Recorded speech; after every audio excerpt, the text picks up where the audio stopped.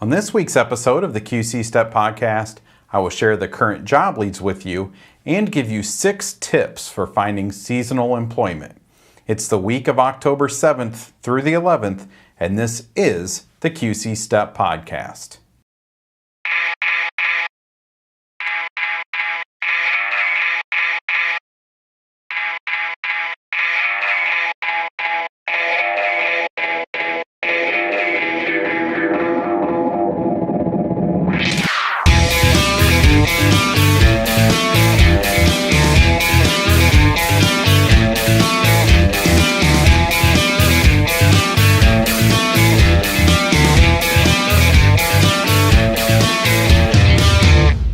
Hi, and welcome to this week's episode of the QC Step Podcast. If you are new to our podcast, we have the audio and video versions of the podcast on our site, or you can subscribe to the audio version in iTunes or in Stitcher Smart Radio. Don't forget that you can connect with us on Facebook, Twitter, and Instagram, and go to qcstep.com/Facebook, and we are at QCStep on Twitter and Instagram. Connecting with us through social networking is a good idea because it allows you to get the current and updated job leads and general employment tips throughout the week. So let's start things off by looking at some job leads.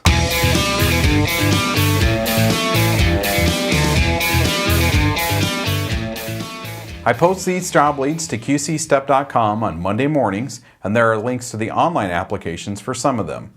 First off, I have one job lead that isn't listed on the website. It's a new lead that just came in today. The Arby's on Avenue of the Cities in Moline is hiring. There are quite a few Pizza Hut locations that are hiring.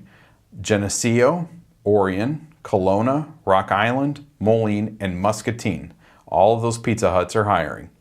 Coca-Cola is looking for order builders. The Old Chicago in Bettendorf is looking for dishwashers. You have to be 18 for that position. And we have a couple of job leads for our graduates. The FedEx in East Moline is looking for dock workers, and Dayton Freight in Rock Island is also looking for dock workers. Lately, I've been talking a lot about retail seasonal positions, and I'm going to talk about that more today. But I didn't give you very many specific job leads on this episode because there are tons of businesses that are hiring. I would say nearly every retail store is hiring right now. I know for a fact that Joann Fabrics, Kohl's, Target, Kmart, Toys R Us, Best Buy, JCPenney, and Burlington Coat Factory are all hiring. But these aren't the only ones. Assume that every business is hiring and get your applications in.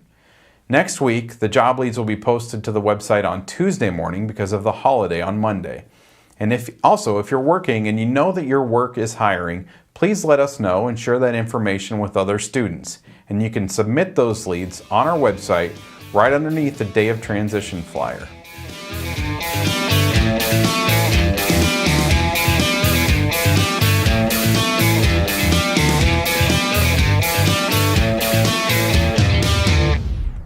Before I get into the main topic of this week's episode, I wanted to quickly remind you that if you plan to attend the Day of Transition 2013, you need to register at qcstep.com. You can just click on the blue register button on our site, and if you get confused at all during the registration process, you can watch the video that I posted right above the Day of Transition flyer, and it's a small video, but you can click to enlarge it or you can click to watch it on YouTube. Also last week, I told you about a workshop at the Moline Public Library on 41st Street. The title of the workshop is Be Prepared, Landing a Job at a Job Fair. This is from 9 a.m. to 11 a.m. on Tuesday, that's October 15th. Really, the only students that would be able to attend this would be the students that are on fall break, which is students from Sherrard, Rock Island, and United Township. Even if you don't plan to attend a job fair anytime soon, this would probably be a good thing to attend because most of what you will learn will probably be useful in any interaction with an employer that you're applying with.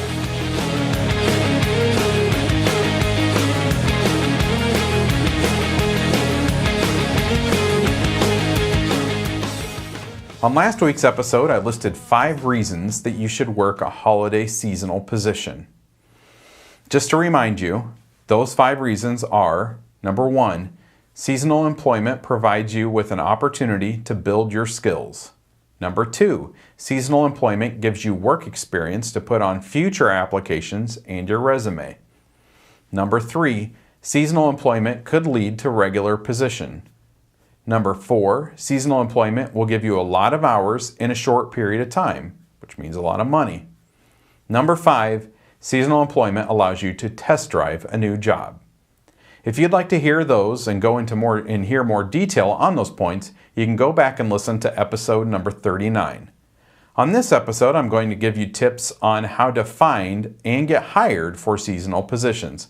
But before I do that, last October I did an interview with an HR manager from Kmart, and the focus of this interview was on seasonal positions. So I'd like to replay that interview for you right now, and just because knowing how a business views seasonal positions will be pretty helpful in applying with businesses now and your strategy to get hired for these positions. So here's my interview with Patty, a human resources manager from Kmart. I started things off by asking when Kmart does their seasonal hiring for the holidays. We start at the beginning of October. We're doing it right now. You know, applications that come in, even in September, we start reviewing them at the beginning of October because we want people to get in at the beginning of October to be trained by, the beginning of November when it starts getting busier. Patty said that this is a very typical time frame for most retail stores, and then I asked her about the types of positions they fill in their seasonal hiring at Kmart.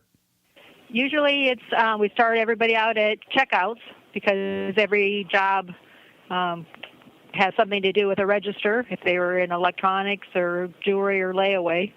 All of those have a register, so they do need to have some knowledge of a register, how to run it, and we want to train everybody to know how to do that before they can go to any other kind of jobs. These positions aren't purely cashiering positions, though.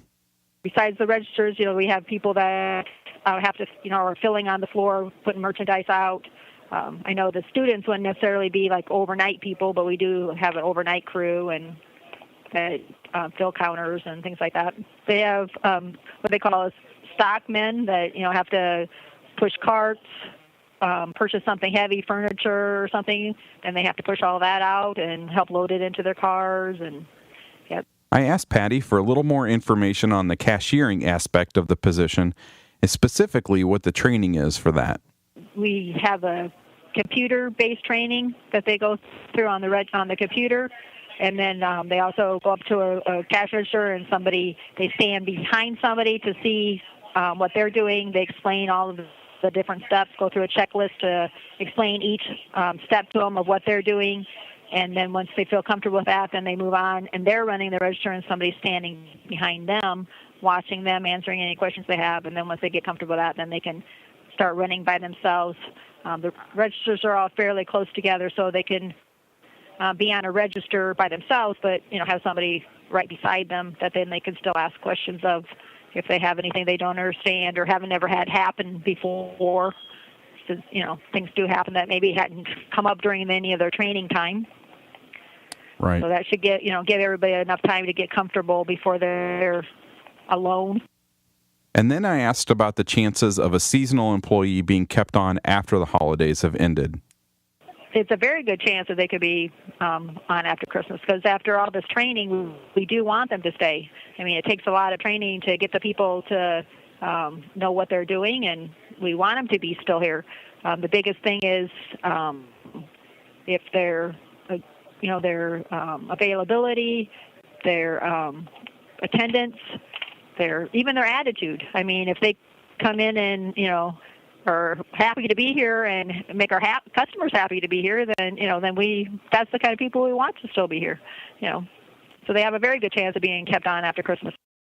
So last week I told you why you should work a seasonal position, and right now I'll tell you how to make that happen. Here are 6 tips for finding seasonal employment. Number 1, begin with a good resume. You might think that a resume is unnecessary for an entry-level job, especially if you're in high school, and you're probably right, it's not necessary. However, I think that if you're truly wanting to work, you should give yourself any advantage that you can to get that job, and creating a resume is one of those advantages. When it comes to retail jobs, the applications are tough. Many of these applications are online, and those are hard to fill out. And if they're paper application, the employer's first impression of you will be your handwriting. Having a resume allows you to decide what will be the employer's first impression of you. Creating a resume gives you as much time as you need to create something that is basically a piece of marketing that sells you and your skills and your strengths. Applications don't really allow for you to accent your background, your work experiences, or who you are. If you create a resume and you do it the right way, you can make yourself more visible, you can make yourself stand out, and you can give the employer a better idea of who you are and why you're the right person for that job.